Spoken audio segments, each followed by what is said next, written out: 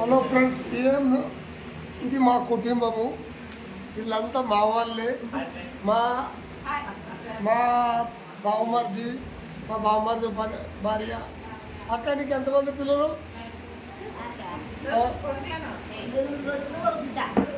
నలుగురు కొడుకులు, ఒక్క బిడ్డ. వాళ్ళకి సంతానం ఎంతమంది?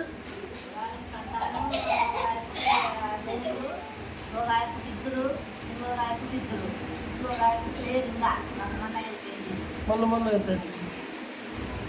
ఇప్పుడు మొత్తం కుటుంబంలో ఎంతమంది ఉన్నారు? 18 మంది.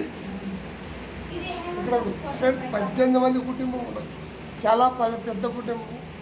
మా బావమరిది చాలా పాల్మాడాడు. ఆరోగ్యాన్ని మంచిది.